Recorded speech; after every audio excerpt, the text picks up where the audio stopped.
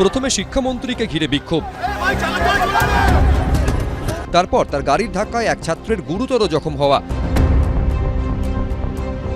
এরপর থেকেই অচল অবস্থা তৈরি হয়েছে যাদবপুর বিশ্ববিদ্যালয়ে।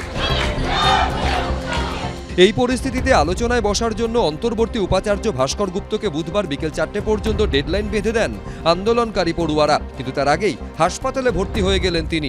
অরবিন্দ ভবনে গিয়ে খবর পান যে একটি ছেলে আহত হয়েছে। উনি তাকে দেখতে কেপিসি হাসপাতালে যান, যেটা শিক্ষক হিসেবে ছাত্রকে দেখতে যাওয়া ওনার কর্তব্য। কিন্তু যেটা উনি ভাবেননি সেটা হচ্ছে প্রবল গালাগাল এবং একজন প্রায় কার্যত কাঁধের উপর উঠে জামা ছিঁড়ে দেওয়া। এটাতে উনি প্রচণ্ড ডিপ্রেসড হয়ে গেছেন। এরম অমানবিক চাহিদা দয়া করে আপনারা রাখবেন না।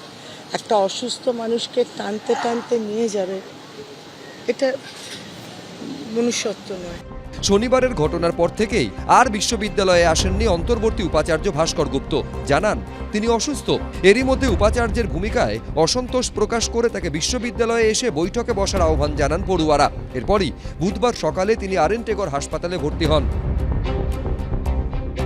আমরা যেটা হাসপাতাল সূত্রে জানতে পারছি যে তার এমআরআই শেষ হয়েছে। তাকে এখানে যখন আনা হয়েছিল প্রথমে তাকে এমার্জেন্সিতে নিয়ে যাওয়া হয়েছিল এবং এই মুহূর্তে তাকে প্রাইভেট বেডে কিন্তু তাকে শিফট করা হচ্ছে। প্রেশার যখন বাড়ছিল আর ঝুঁকি নেওয়া যায় না, চেষ্টা করতে এখন হাসপাতালে রেখে পর্যবেক্ষণে রেখে এখন যেন কোনো রকম টেনশনও না থাকে, কোনো রকম উত্তেজনার কাজ যেন উনি না করেন, সেটা হাসপাতালে থেকে সম্ভব না।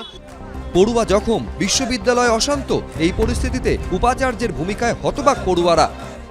এটা দায়িত্বহীনতা থেকে নিজেকে এড়ানোর জন্য এই খেলা আমরা আগেও দেখেছি, নানান রাজনৈতিক মঞ্চ থেকেও আমরা দেখেছি যে লোককে কখনো সিবিআই পুলিশ ধরলে সে উডবানে চলে যায়, অমুক জায়গায় চলে যায়, তমুক জায়গায় চলে যায়। এই ছক আমরা জানি। ওনার যা অসুস্থতা আছে উনি দ্রুত সুস্থ হয়ে উঠুক, কিন্তু এটাও উনি মনে রাখুক যে যতক্ষণ পর্যন্ত উনি এই ছাত্রছাত্রীদের পাশে দাঁড়াতে পারবেন না ততক্ষণ পর্যন্ত তার নিস্তার নেই, ওনাকে দায়িত্ব নিতেই হবে। অন্তর্বর্তী উপাচার্যের অসুস্থতার মধ্যে অন্য গন্ধ পাচ্ছে বিরোধীরা। নাটক করতে ভর্তি হয়েছে, কে কোন ছাত্র কোন রাজনীতি করে আমার দেখার দরকার নেই, কিন্তু একটা ছাত্ররা প্রতিবাদ করছে, সেখানটায় গাড়ি চলে যাচ্ছে, তাকে হাসপাতালে ভর্তি হতে হচ্ছে।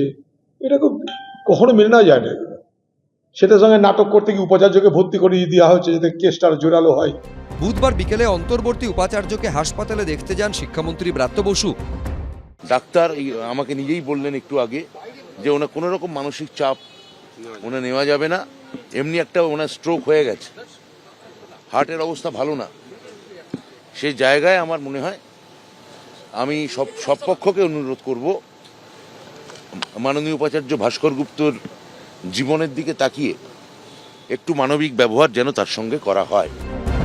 এদিকে যাদবপুর বিশ্ববিদ্যালয়ে শনিবারের ঘটনার প্রতিবাদে মিনার্ভা রেপার্টরি ছাড়লেন নাট্যকর্মী স্বাগতা চক্রবর্তী। সুকান্ত মুখোপাধ্যায়, শিবাশিস মৌলিক, রাজীব চৌধুরী, এবিপি আনন্দ।